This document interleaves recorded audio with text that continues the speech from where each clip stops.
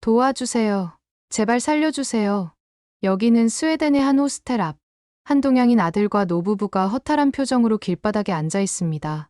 심지어 아들은 누워있고 어머니는 살려달라며 애타게 외치기까지 하는데요. 하지만 이 장면을 보고 있는 경찰은 이들을 도와주지 않고 오히려 끌고 나가고 있습니다. 대체 이곳에서 무슨 일이 벌어진 건지 한번 알아보러 가실까요? 구독과 좋아요를 눌러주시면 영상 제작에 큰 힘이 됩니다. 안녕하세요. 저는 스웨덴에서 살고 있는 루이제라고 해요. 최근에 한국에 대해서 너무 즐거웠던 경험을 소개시켜드리고 싶어서 이렇게 글을 작성했답니다. 저는 한국어를 좀 할 줄 아는데요. 사실 처음부터 한국이 좋아서 한국어를 배웠던 건 아니었어요. 한국어를 어떻게 배웠는지를 설명드리려면 절친한 친구 알리사를 먼저 소개시켜드려야 할 것 같아요. 저랑 정말 친한 친구인 알리사는 스웨덴에서 꽤 유명한 유튜브 채널을 운영하고 있거든요. 어느 날은 저한테 와서 얘기하더라고요. 요즘 스웨덴에서 한국 콘텐츠를 자막 없이 보는 영상이 엄청난 인기를 끄는 중이라고 말이에요. 알리사도 그 인기에 올라타야 한다면서 갑자기 한글 공부를 시작하는 거 있죠? 근데 문제는 알리사가 공부를 시작하니까 저랑 놀아줄 사람이 없어진 거예요. 평소엔 항상 제가 알리사를 따라다녔는데 알리사가 바빠지니 진짜 할 게 없더라고요. 저는 어쩔 수 없이 알리사 옆에 붙어서 같이 한글을 배우기 시작했습니다. 사실 전 공부라면 질색이라 한국어를 공부할 자신이 없었는데 그래도 둘이 하면 어떻게든 되겠지 싶었죠. 그리고 책으로만 한국어를 공부해야 됐으면 하지 않았겠지만 요즘은 애플리케이션 하나면 뭐든 배울 수 있잖아요. 저도 한국어 학습에 최적화된 앱을 찾아서 공부를 해봤어요. 앱이 알아서 일일 학습 목표를 세워주고 게임처럼 흥미롭게 구성되어 있어서 그런지 지루할 틈이 없었습니다. 처음에는 한글 자음과 모음부터 착실히 익혔어요. 그 다음에는 일상생활에서 자주 쓰는 단어들을 익혔고 그 뒤로는 간단한 문장 구조와 기초 문법을 집중적으로 공부했습니다. 그런데 이게 생각보다 너무 쉽게 느껴지는 거예요.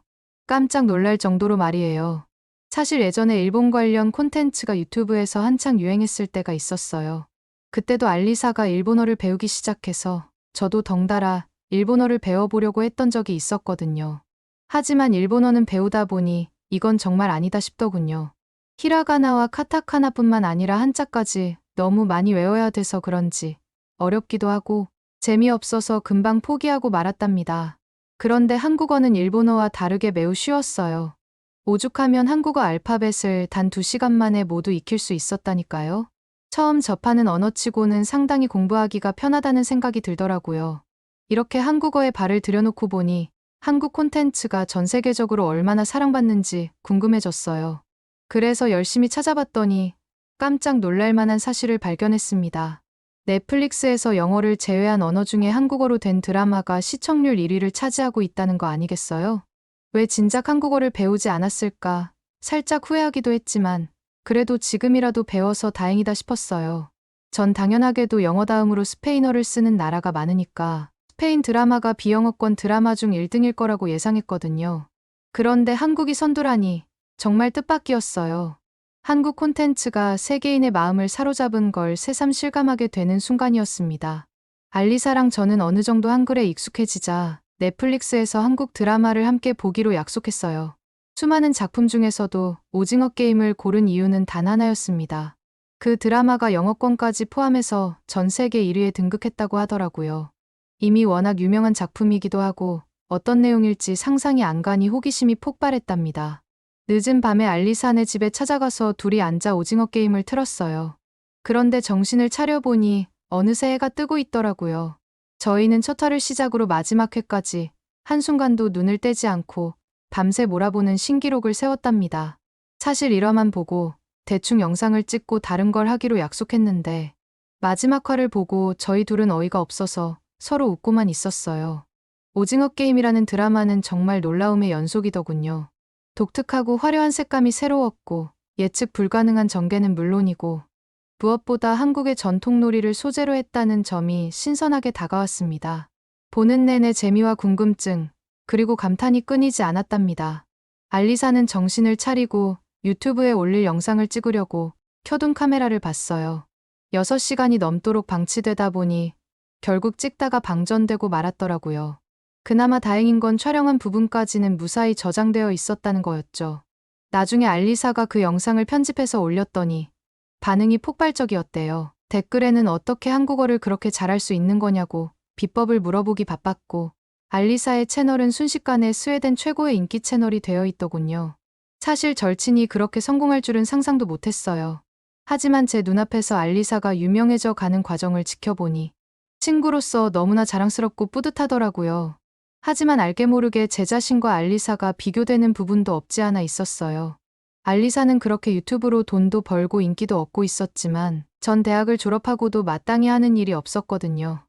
이렇게 계속 놀고만 있을 순 없겠다 싶어서 아무거나 좋으니 아르바이트라도 시작해야겠다고 결심했습니다. 적당한 공고가 있나 이리저리 찾아보던 도중 마침 저희 집 근처에 위치한 호스텔에서 프론트 데스크 알바생을 구한다는 공고를 봤어요. 알바하러 먼 곳까지 갈 생각도 없었고 아르바이트를 많이 알아볼 엄두는 나지 않아서 집 앞 호스텔에 바로 지원서를 냈습니다. 면접을 볼 때 사장님이 절 유심히 살펴보시더니 내일부터 출근하는 게 어떻겠냐고 제안하시는 거예요. 망설일 이유가 없었습니다. 당장 좋다고 대답했어요.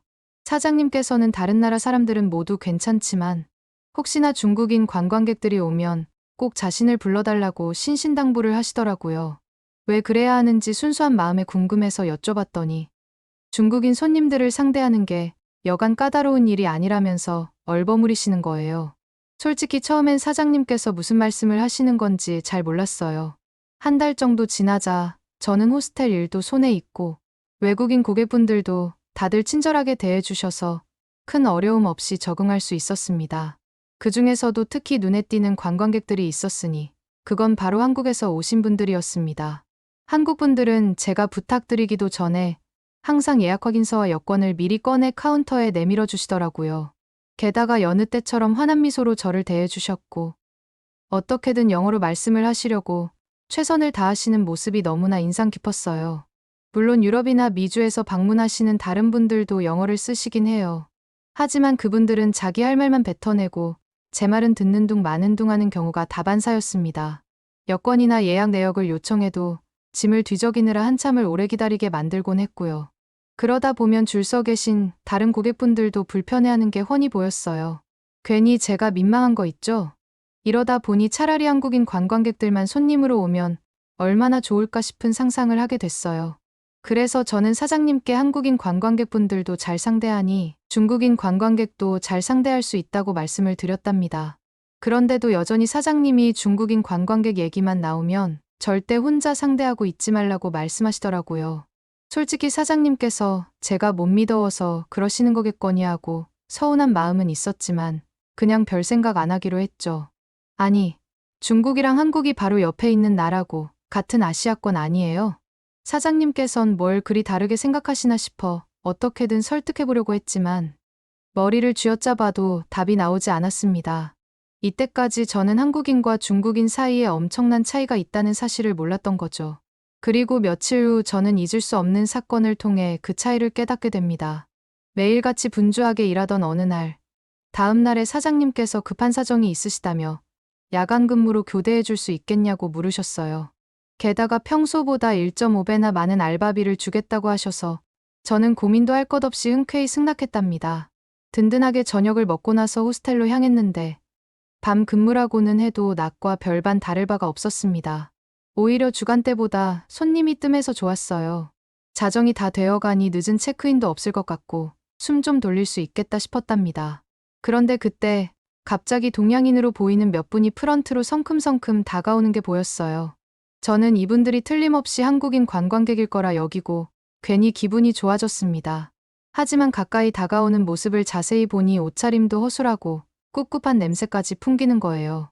갑자기 그 순간 본능적으로 이 사람들이 한국 사람이 아닐 수도 있겠다는 생각이 들더라고요. 제가 그 동양인분들한테 영어로 여권을 보여달라 하고 예약하신 날짜가 어떻게 되냐고 정중히 물었더니 그 손님들은 말없이 여권만 탁 내미는 거예요. 한국 분들이었다면 이렇게 무뚝뚝하진 않으셨을 텐데 좀 이상하다 싶었죠. 여권을 펼쳐들자 국정란에 중국이라고 적혀 있었습니다. 여권 표지 색깔 역시 한국 여권의 초록과 파랑색이 아닌 진한 자주색이었고요.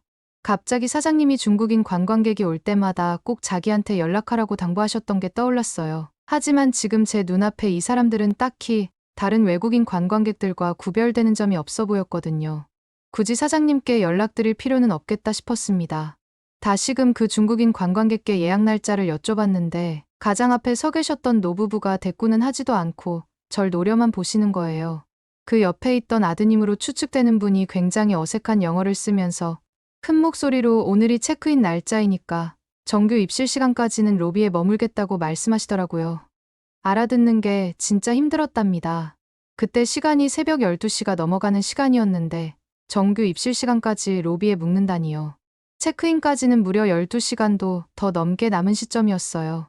그런데 체크인할 때까지 로비를 차지하고 있겠다는 게 정말 황당하게 느껴졌고 머리가 말 그대로 새하얘지는 게 느껴지더군요. 당연히 저는 그 고객분들께 아주 친절하게 안타깝지만 그건 좀 어려운 요청이라고 말씀드렸어요. 차라리 다른 곳에서 잠시 쉬어 가시든지 아니면 지금 빈 방이 있으니 하룻밤이라도 투숙하시는 게 어떨지 제안했습니다. 그런데 그 중국인 관광객들은 그건 절대로 안 된다면서 저한테 버럭 화를 내기 시작하는 거예요. 그냥 로비에서 쉬는 것뿐인데 그것도 안 된다는 게 말이 되냐며 목소리를 높이더라고요. 이건 아무리 봐도 정말 답이 없는 상황 같아서 할 수 없이 사장님께 전화를 걸었습니다. 전화를 받으신 사장님은 중국인 관광객이 왔으면 바로 연락을 했어야지 왜 이제야 전화하느냐며 저를 좀 다그치시더니 어쨌든 금방 가겠다고 급히 전화를 끊으셨습니다. 몇 분이 지났을까 사장님이 도착하시기도 전에 갑자기 경찰들이 우르르 들이닥쳤어요. 그리고는 지금 그 중국인 관광객들이 어디 있냐며 저한테 물어보시더라고요. 갑자기 들이닥친 경찰의 순간 너무 당황해서 어안이 벙벙했어요. 저는 무슨 상황인지 몰라 그저 주위를 두리번거릴 수밖에 없었습니다. 그때 마침 사장님께서 호스텔로 뛰어들어오셨어요. 그러곤 경찰들에게 중국인 관광객들이 저기 있다며 손가락으로 가리키셨습니다. 그 순간부터 중국인 관광객들의 눈빛이 돌변하더니 마치 연극을 하듯 바닥에 철푸덕 드러눕기 시작하더군요. 그러더니 갑자기 울어버리는 게 아니겠어요? 그들 중 아들로 보이는 청년은 엉엉 우는 자기 부모님을 향해 사진과 동영상을 찍기 바쁘더라고요. 도대체 땅바닥에서 그렇게 울고 있는 자기 부모를 찍느라 정신없는 아들이라니 도저히 제 상식선에서는 절대 이해할 수가 없었어요. 전 그 광경을 보면서 날벼락도 이런 날벼락은 없다고 생각했고 스웨덴 사람들이 왜 그렇게 중국인들을 싫어하는지 단번에 깨달을 수 있었답니다. 이 세상 진상을 겪고 나서 전 더 이상 호스텔에서 일할 자신이 없었어요. 그래서 그날 이후로 전 용기를 내서 사장님께 사직서를 내밀었죠. 사장님은 그동안 일을 잘해줬으니 좀 더 함께 해보면 어떻겠냐며 사직서를 내는 저를 어떻게 해서든 설득했지만 솔직히 말해서 중국인 관광객이 또 온다면 어찌 대처해야 할지 모르겠다고 하면서 마지막으로 사장님께 죄송하다는 말씀을 드리고 호스텔을 떠났어요. 며칠 뒤 알리사 집에서 TV를 보고 있는데 알리사가 갑자기 화면을 손가락으로 가리키며 저기 너가 일하던 호스텔 아니냐고 묻더라고요. 저는 그게 무슨 소리냐고 말하면서 TV 화면에 눈을 돌리자 정말 믿을 수 없는 일이 벌어지고 있었어요. 그 중국인 관광객들이 영상에서 스웨덴 경찰들이 자신들을 공동묘지에 내려놨다는 거 아니겠어요? 그 영상이 중국에서 화제가 되면서 중국 정부에서 스웨덴 측에 공식 사과를 요구하고 있다고 하더라고요. 하지만 정작 중요한 건 그 사람들이 무슨 행동을 했고 왜 스웨덴 경찰이 출동하게 되었는지에 대해서는 제대로 언급되지 않았어요. 사실 경찰들은 중국인들이 밤늦게 시간을 보낼 수 있게 24시간 개방 교외로 데려간 거였거든요. 물론 옆에 묘지가 있는 건 사실이지만 지하철이랑 버스 정류장도 같이 있는 곳이었어요. 어떻게 그 상황을 앞뒤 다 빼놓고 저렇게 얘기할 수 있는 건지 정말 어이가 없어서 답답했죠. 오로지 사과만 요구하는 중국의 모습에 소름이 돋을 정도로 치가 떨리더군요. 그때 드러눕던 노부부를 찍는 아들이 왜 그렇게 행동했는지 그제서야 이해가 가기 시작했어요. 저는 중국인들을 더는 보고 싶지 않아서 TV를 그냥 꺼버렸습니다. 그리고 나서는 급하게 화제를 돌리기 위해 알리사에게 알바비도 벌었는데 뭘 하면 좋을지 물어봤어요. 알리사는 최근 오징어 게임을 보고 반응하는 영상이 인기를 끌었지만 조회수가 서서히 떨어지는 걸 알아챘나 봐요. 그러더니 제게 이번엔 아예 한국에서 여행 브이로그를 찍어보면 어떻겠냐고 제안을 하더라고요. 저도 처음 알바해서 번 돈이었고 한국어도 배웠는데 안 쓰기엔 너무 아까운 것 같아서 단번에 좋다고 대답했답니다. 그날 밤 저희는 한국에서 할 일들을 꼼꼼히 계획했어요. 일단 한국어를 배웠으니 영화관에 가서 한국 영화를 보자고 말을 했습니다. 한국어로 된 대사를 직접 듣는 것만큼 기분이 짜릿한 게 없을 테니까요. 그리고 나서 알리사한테 에버랜드에 가자고 했어요. 왜냐하면 저는 어릴 때부터 판다를 무척 좋아했거든요. 하지만 스웨덴에는 레서 판다라고 하는 아주 작은 판다밖에 없어서 늘 뭔가 아쉽더라고요.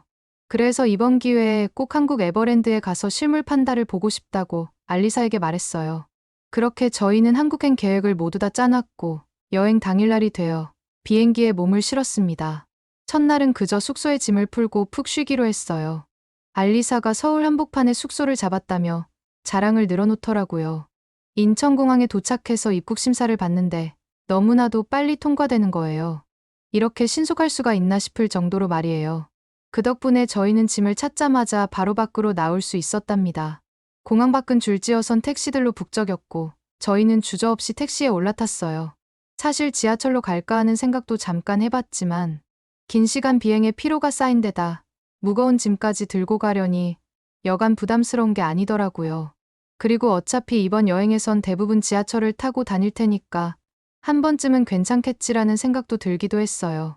저희는 숙소로 가려고 택시를 탔는데 택시 안에 탑승하자마자 믿을 수 없는 일이 벌어졌습니다.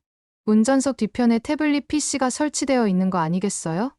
너무 신기해서 이것저것 만져보면서 마음껏 클릭해보니 각종 영상들과 콘텐츠들을 감상할 수 있더라고요. 펜이나 키보드 없이 손가락으로 터치하는 것만으로 모든 조작이 가능해서 너무 편리했어요. 강남까지 짧지 않은 거리로 이동하는 거였지만 재밌는 영상을 보느라 시간 가는 줄도 몰랐습니다. 덕분에 지루할 틈 없이 숙소에 도착할 수 있었어요. 운전기사님께서는 무거운 저희 캐리어를 척척 트렁크에서 내려주셨습니다. 저희가 내린 곳은 알리사가 예약해 둔 숙소 바로 앞이었어요. 택시비를 내려고 기사님께 얼마냐고 여쭤봤는데 그 순간 저희는 기겁할 수밖에 없었어요. 이 정도 서비스에 이 정도 거리면 당연히 꽤 택시비가 많이 들 거라고 생각했거든요. 기사님께서 주신 영수증을 보고 스웨덴 돈으로 환산해 보니 한국 택시 비용이 스웨덴의 3분의 1 정도밖에 안 되는 금액인 것 같더라고요. 한국 택시는 서비스도 최고인데 가격마저 이렇게 저렴하다니 벌써부터 한국에 오길 너무 잘했다는 생각이 들었답니다. 저와 알리사는 잠들기엔 아직 이른 시간이라 뭘 하면 좋을까 고민하다가 영화관에 가기로 했어요.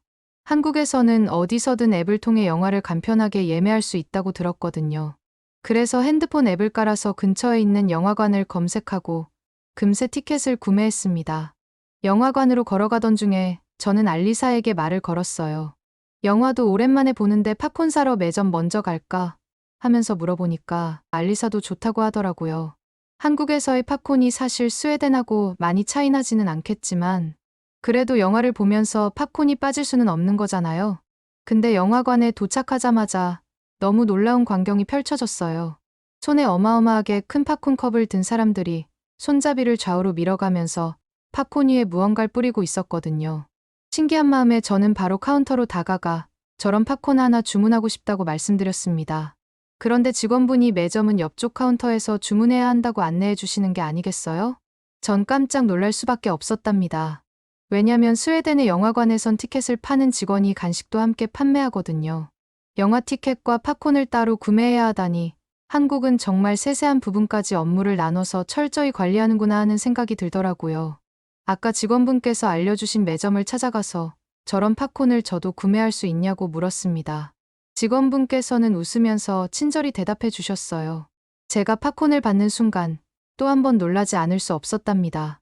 스웨덴에선 항상 냉장고에 있는 차가운 팝콘만 먹었었는데 한국에서 건네받은 팝콘은 갓 튀겨낸 뜨끈뜨끈한 팝콘이었거든요. 어떤 맛일지 궁금해서 알리사와 한 입씩 먹어봤는데 따뜻한 팝콘의 고소한 맛에 놀라고 말았습니다. 도대체 왜 스웨덴에서는 냉장 보관한 팝콘만 고집했던 걸까요? 따뜻한 팝콘의 맛을 이제서야 알았다니 너무 속상하더라고요. 정말 한국 팝콘은 스웨덴에 도입이 시급하다고 생각했답니다. 친절한 직원분께서는 저희가 주문한 팝콘을 먹을 땐 시즈닝 바에서 원하는 맛의 시즈닝 가루를 뿌려서 먹을 수도 있다고 설명해 줬어요.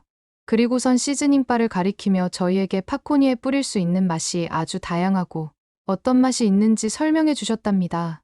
저희는 직원분의 말을 듣고 좋아하는 시즈닝을 골라 팝콘 위에 뿌리느라 정신없이 바빴어요. 제가 손잡이를 열심히 돌리면 알리사가 시즈닝이 골고루 묻도록 팝콘을 잘 섞어주었습니다. 알리사랑 어떤 시즈닝을 먹을까 고민을 많이 했는데 피자 맛과 인절미 맛이 나는 팝콘이 정말 궁금하더라고요.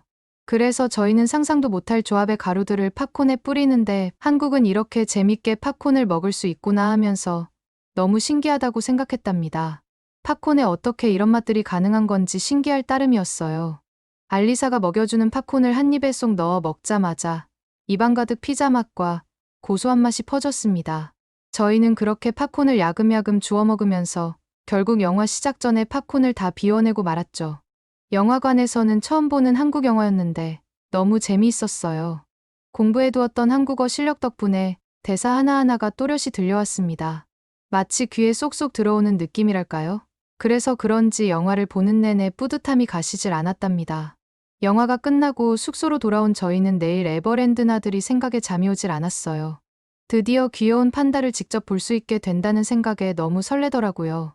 그렇게 다음 날이 되었고 숙소 주변에 마침 에버랜드로 직행하는 버스가 있어서 저희는 그 버스를 타고 에버랜드로 향할 수 있었어요.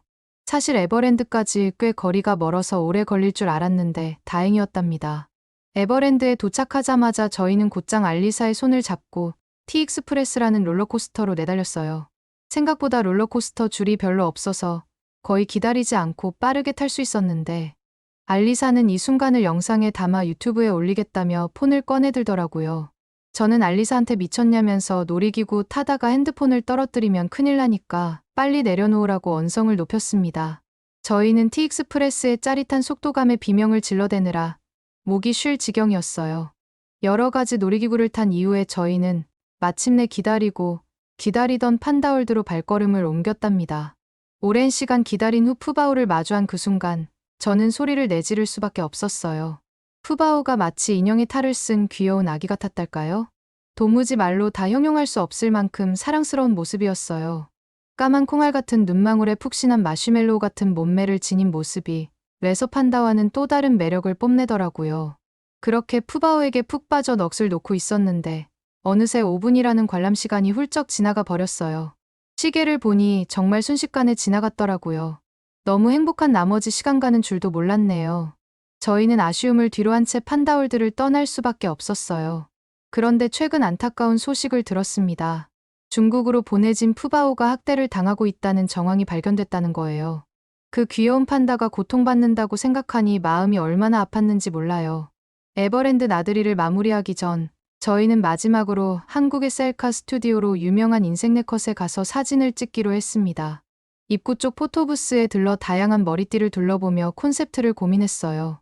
알리사와 저는 서로 귀여운 고양이 머리띠를 골라 썼답니다. 인생네컷 기계로도 사진을 찍고 폰셀카로도 수백 장은 건졌을 거예요. 특별히 포즈를 취하진 않았는데도 나온 사진들이 너무 마음에 들어서 그 자리에서 바로 SNS 프로필 사진으로 등록해 버렸습니다. 신나는 하루를 보낸 저희는 알리사가 예약해 둔 식당으로 향했어요. 알리사가 어디로 가는 건지 절대 얘기를 안 해주더라고요. 목적지가 진짜 궁금했는데 도착해보니 코리안 바베큐 전문점이었습니다. 목적지를 알게 된 저는 알리사에게 엄지척을 날릴 수밖에 없었어요. 정말 먹고 싶었으니까요. 직원분의 설명에 따르면 그곳은 최고급 한우만을 취급하는 고급 식당이라고 하더군요. 아니나 다를까 고급 식당답게 고기를 한 점 한 점 정성스레 구워서 대접해 주시는 거 있죠? 늘 스테이크는 직접 썰어 먹기만 했었는데 이렇게 잘게 썰어진 고기를 구워 먹으니 왠지 모르게 특별한 기분이 드는 거예요. 한 입 가져가 먹어보니 입안에서 살살 녹아버리는 식감에 놀라지 않을 수 없었어요. 도대체 씹어야 할 고기가 입에서 솜사탕처럼 녹아 없어지는 건지 너무 신기해서 알리사한테 빨리 먹어보라고 재촉했더니 고기를 먹어보지도 않은 알리사는 스웨덴 고기나 한국 고기나 다 똑같은 거 아니냐며 저보고 괜한 호들갑이라고 하더라고요. 저를 무시하던 알리사가 고기를 입에 넣는 순간 저보다 더 큰 목소리로 감탄사를 연발하는 거예요. 부드럽게 녹아내리는 식감에 너무나 맛있다며 바로 두 사람의 몫을 추가로 주문하는 걸 보고 어이가 없더라고요. 이어서 나온 된장찌개도 구수하면서 짭조름해서 불맛 가득한 고기와 환상의 궁합을 자랑했답니다. 쌈장을 살짝 발라 상추에 고기를 싸먹어보니 빵이 없는 샌드위치 같은 느낌이 들더라고요. 그렇게 한국에서의 특별한 나날들을 담은 브이로그 촬영을 마치고 알리사와 저는 스웨덴으로 돌아왔습니다. 알리사가 촬영한 영상들을 보여주는데 한국에 있을 때가 생각이 나서 알리사랑 한참을 키득거렸다니까요. 브이로그를 공개한 직후 알리사도 저도 눈을 의심할 정도로 엄청난 반응이 쏟아졌어요.